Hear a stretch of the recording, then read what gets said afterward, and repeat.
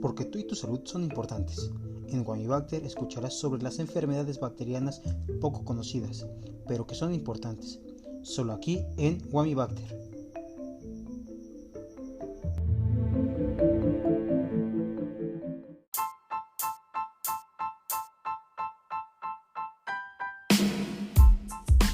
Hola, ¿qué tal? Espero que se encuentren muy bien. Mi nombre es Yatsin y les doy la más cordial bienvenida a nuestro podcast Wamibacter. El día de hoy discutiremos acerca de un tema muy interesante y relacionado con una bacteria que es poco conocida para nuestra población y que es importante que sepan de su existencia. Nuestro tema a discutir se titula Helicobacter pylori. Bueno, en este momento muchos de ustedes se estarán preguntando, ¿Helicobacter pylori? ¿Pero qué es eso?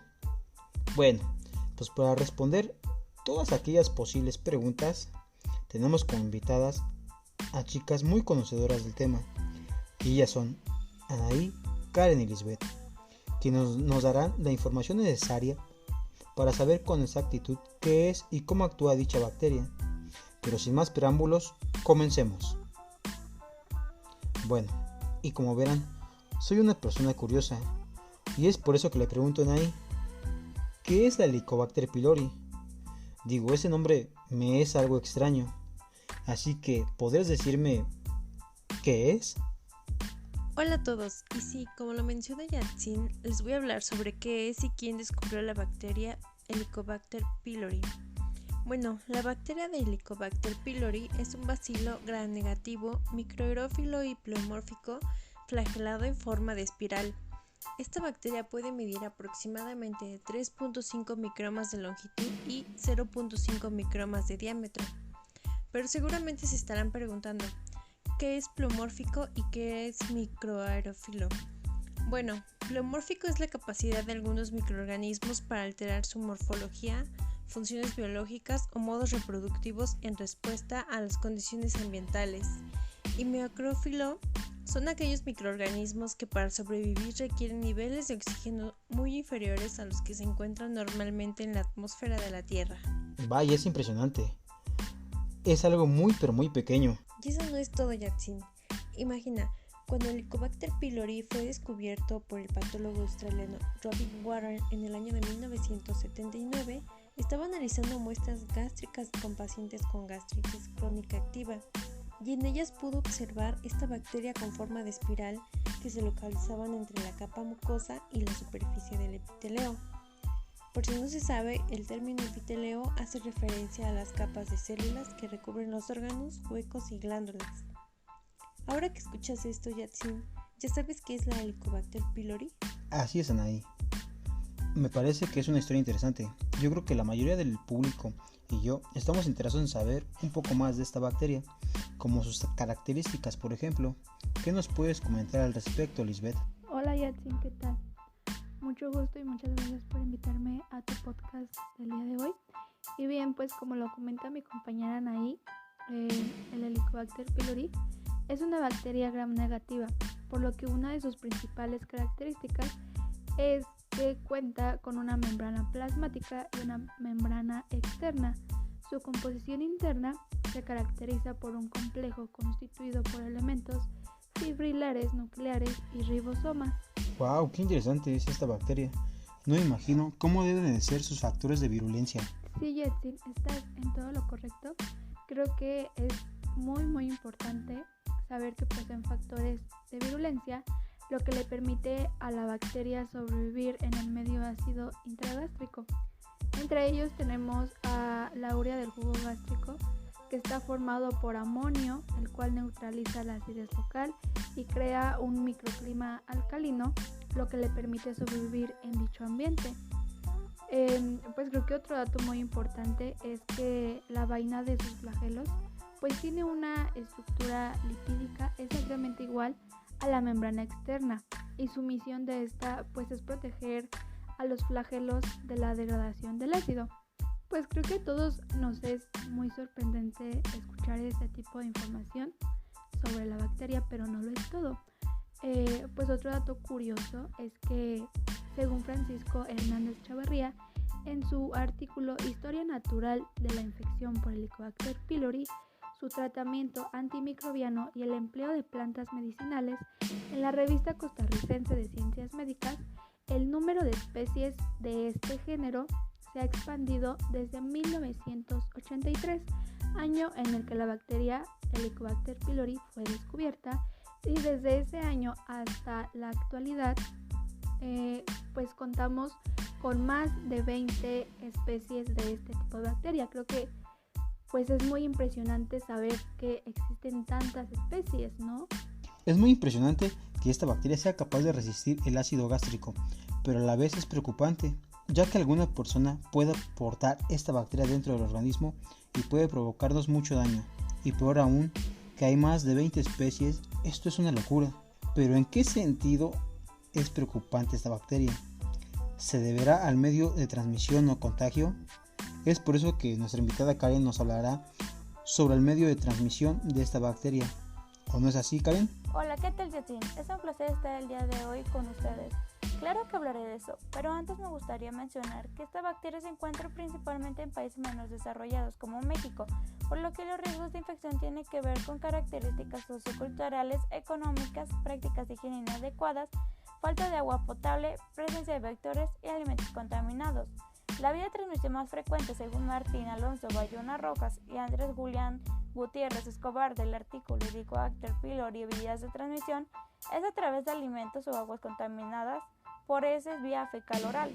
Resulta que existe más riesgo de contraerla para aquellos que viven en condiciones de hacinamiento o insalubres, sin acceso de agua limpia y potable, o simplemente por interactuar con una persona que padezca de la infección.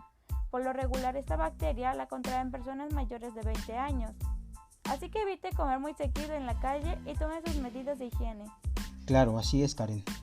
Y como la escucharon, si es posible, eviten comer alimentos de la calle. También esos ricos taquitos de 5 por 15 pesos. Uno nunca sabe qué se puede comer en esos tacos al pastor, ya que esta bacteria puede estar en todos nuestros alrededores. Y como lo mencionó Karen, se encuentra principalmente en países menos desarrollados. Pero ¿cómo será la prevalencia en países desarrollados y en países menos desarrollados? Es importante saber y considerar el riesgo que puede existir en nuestro país. Así es, Yatzin. Es importante destacar estos datos. Como lo dice Guillermo Pérez Pérez en su artículo Infección por Helicobacter, mecanismos de contagio y prevención, en donde los estudios que realizaron demostraron que en la mayoría de los países económicamente desarrollados, la prevalencia de Helicobacter pylori era cerca de 50%. Estos resultados contrastan con la prevalencia en países menos desarrollados, en donde la prevalencia supera el 75%.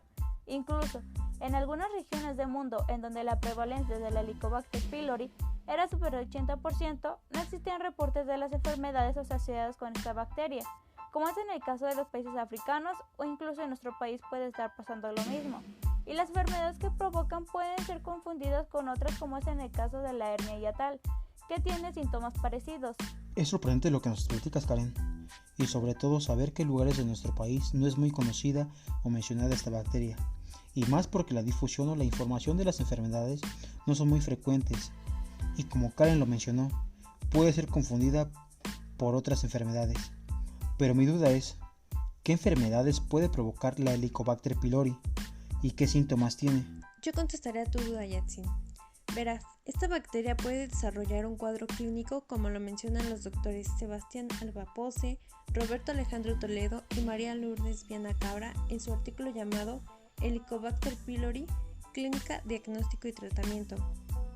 En la mayoría de los casos, los procesos ulcerosos tienen una clínica que les es particular, con periodos de epigastralgia, que es un dolor abdominal, ardor, dispepsia, que se describe como sensación de hinchazón, náuseas, vómito o pérdida del apetito.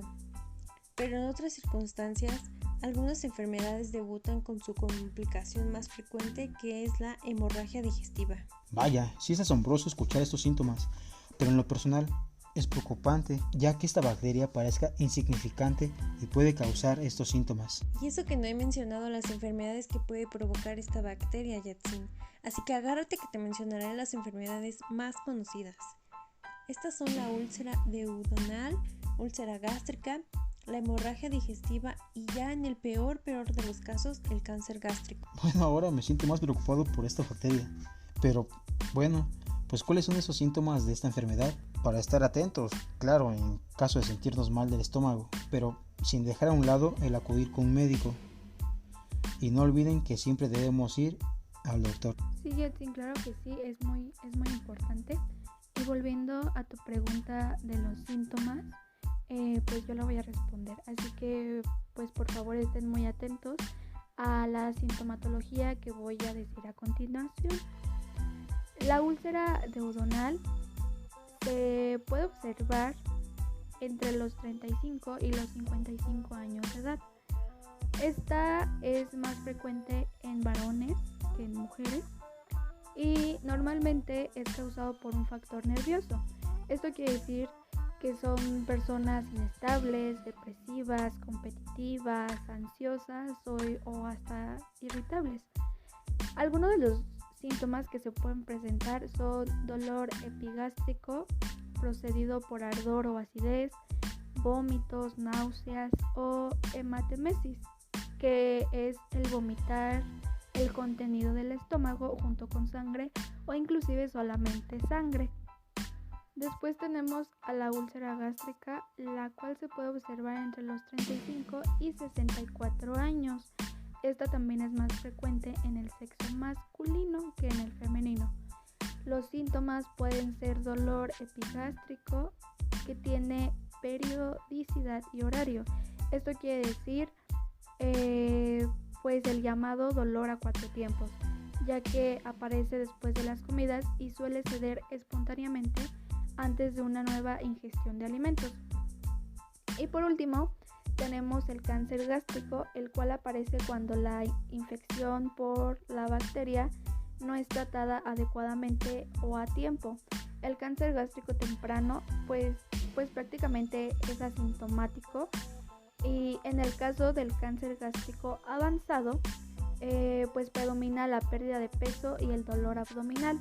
También existe disfagia, saciedad temprana, vómitos persistentes y anemia por los eventuales sangrados que se presentan.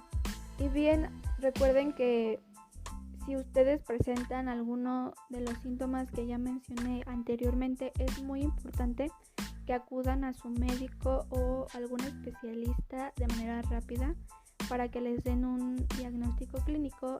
Y si usted es llevado a algún tratamiento, es muy importante que lo lleve en tiempo y forma, ya que lo que hace la mayoría de la población, el error que comete la mayoría de la población, es que en los primeros días de su tratamiento sienten una mejoría y dejan de tomar los antibióticos. ¿Y qué es lo que sucede? Que la bacteria crea una resistencia, entonces su salud se puede ver pues más complicada de lo que ya usted estaba presentando. Vaya, después de escuchar esto es importante tener muy en cuenta que nuestra salud es primero, pues no sabemos a qué nos estamos arriesgando. A lo que me deja impactado es haber escuchado la resistencia de esta bacteria. ¿A qué se debe esto?